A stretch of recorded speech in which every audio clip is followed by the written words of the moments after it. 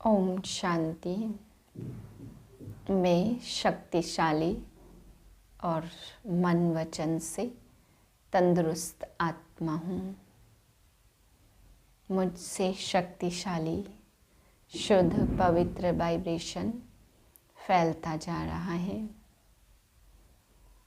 मैं आत्मा मीठे बाबा के महावाक्य सुनकर तंदुरुस्त बनती जा रही हूँ। 26/11/2022 के महावाक्य हैं। मीठे बच्चे, तुम रूहानी यात्रा पर हो। तुम्हें वापस इस मृत्यु लोक में नहीं आना है। तुम्हारा उद्देश्य है मनुष्य से देवता बनना और बनाना। प्रश्न है, 16 कला संपूर्ण बनने वालों की निशानी क्या होगी? उत्तर है, वह अपनी झोली ज्ञान रत्नों से अच्छी तरह से भरकर दूसरों की भी भरेंगे। ज्ञान रत्नों का दान कर अपना मर्तबा ऊंच बनाएंगे। दूसरी पॉइंट, वह पक्के महावीर होंगे। उन्हें माया जरा भी हिला नहीं सकती। वह अखंड अचल शुरू से अंत तक चलते रहेंगे। दूसरा प्रश्न है, पापों से मुक्त होकर पुण्य आत्मा बनने की युक्ति क्या है? उत्तर है, इस अंतिम जन्म की जीवन कहानी बाप को सुनाकर राय लो। साथ साथ बाप को याद करते ज्ञान रत्नों का दान करते रहो तो पुण्य आत्मा बन जाएंगे। गीत है, भोलेनाथ से निराला कोई और नहीं। ओम शांति। बाबा ने ओम का अर्थ समझाया। बाप भी कहते ओम शांति। ओम शांति आत्मा का अपना स्वरूप व लक्ष्य है। शांति आत्मा का धर्म शांत है। बाबा भी अपना परिचय देते। जैसे परमपिता परमात्मा का परिचय, वैसे आत्माओं का। मनुष्य ओम का अर्थ कितना लंबा करते, ओम अर्थात भगवान भी कह देते हैं। भोलेनाथ की भी महिमा है। भोलेनाथ शंकर को नहीं कहेंगे क्योंकि शंकर आदि मध्य अंत का राज नहीं समझाते। वह तो भोलेनाथ ही बताते। भोलानाथ वर्षा देते, शंकर वर्षा नहीं देते। ऐसे भी नहीं शंकर कोई शांति देते हैं, नहीं। शांति देने के लिए भी साकार में आकर समझाना पड़े। शंकर तो स्वाकार में आते नहीं। भोलानाथ ही शांति सुख संपत्ति बड़ी आयु भी देते हैं।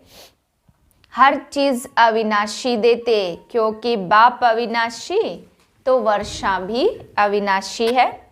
ड्रामा को भी अविनाशी कहा जाता। हद के ड्रामा व नाटक तो अभी बने हैं। यह तो अनादि ड्रामा है। यह बेहद का नाटक है। तो स्थूल नाटक मनुष्यों के होते, वह रिपीट होते। जैसे कंस वध का खेल बनाया, वह खेल दिखाएंगे। यह बेहद का ड्रामा सतयुग से शुरू होता। कलयुग अंत तक खलास हो, फिर रिपीट होता है। वर्ल्ड रिपीट कहा जाता तो कौन सी वर्ल्ड? सतयुगी वर्ल्ड जो थी वह अब रिपीट होनी है। आधा कल्प के बाद पुरानी वर्ल्ड की हिस्ट्री ज्योग्राफी रिपीट होती। नई को दिन और पुरानी को रात कहा जाता। यह सब बातें बाप समझाते हैं।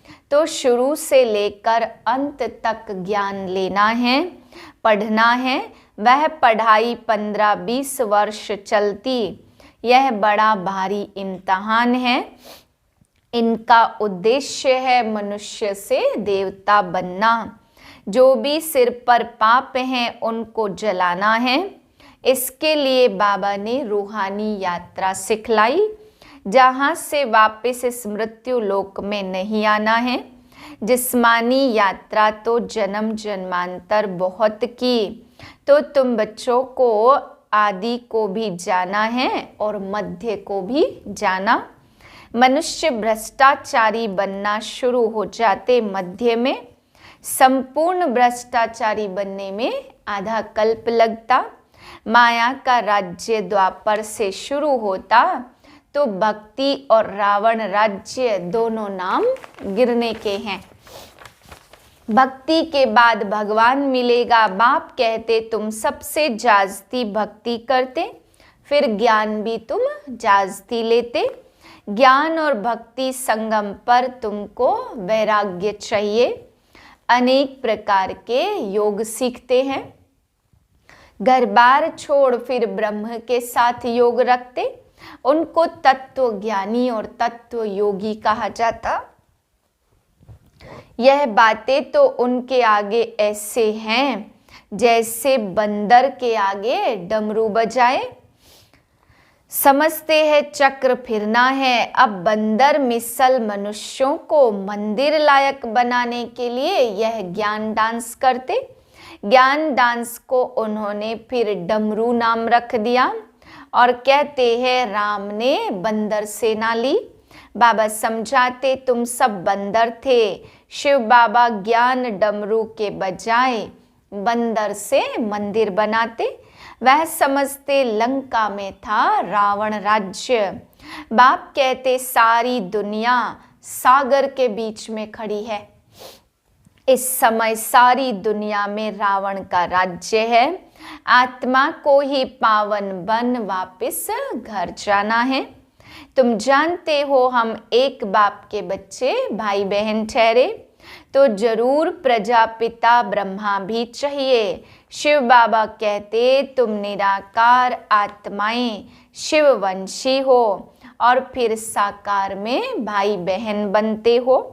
निराकार में सब भाई भाई हो, फिर प्रजापिता ब्रह्मा साकार में आते तो तुमको भाई बहन बनाते हैं।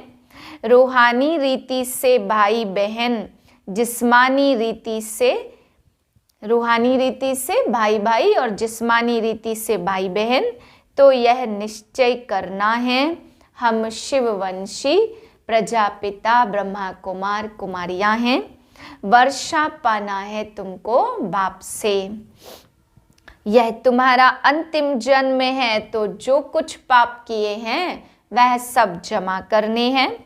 अब हमको पुण्य जमा करना है तो इतने जन्म के पाप कैसे कटे और हम पुण्यात्मा कैसे बने। बाप कहते मुझे याद करो तो तुम्हारे विकर्म विनाश होंगे और ज्ञान रत्नों का दान करना है। जो बहुत दान करेंगे वह ऊंच मर्तबा पाएंगे। भारत जैसा दान कोई करता नहीं है, अब उनको मिलता कहाँ से है। बेहद का बाप सबसे बड़ा फिलैंथ्रोपिस्ट है। फिर बाप आकर जियदान देते तो झोली भरकर तृप्त कर देते हैं। अपनी झोली कम व जास्ती भरना वह तो बच्चों के ऊपर है। नंबरवार झोली भरते हैं। कितने ब्राह्मण ब्राह्मणियां हैं, कितने सेंटर्स हैं जो वृद्धि को पाते जाएंगे। शिव बाबा का सिजरा है अविनाशी। यह फिर साकार सिजरा बनता। ड्रामा अनुसार शूद्र से ब्राह्मण बनना ही है। तुम नहीं बनो, यह हो नहीं सकता। ड्रामा अनुसार इतने बनने हैं जितने ड्रामा अनुसार बने थे। वही सतयुग के देवता बनते हैं। वह अखंड अचल रहते हैं। कोई तो ऐसे पक्के महावीर हैं जो माया उनको हिला न सके। अखंड अर्थात शुरू से लेकर चलते जाते। महावीर भी तुम बच्चों को कहा जाता। अचल स्थिर बनना है, ऐसा कोई कह न सके कि हम 16 कला बन गए। नहीं, बनना जरूर है। 16 कला संपूर्ण बनने की निशानी क्या है। जो अच्छी रीति अपनी झोली भरकर औरों की भी भरते हैं। ड्रामा अनुसार कल्प पहले जिन्होंने धारणा की है सो करेंगे। हम साक्षी होकर देखते हैं। पुरुषार्थ तो जरूर करना पड़े। पुरुषार्थ के बिगर प्रारब्ध मिल नहीं सकती। वह सब मनुष्य के द्वारा ही पुरुषार्थ करते। शास्त्र भी मनुष्य ने बनाए हैं। अब तुमको परमपिता परमात्मा की श्रीमत मिलती है। ऊंचे ते ऊंचा है भगवान, तो ऊंचे ते ऊंचा है उनका ठाव। अब बाप आया है सुख धाम और शांति धाम का मालिक बनाने।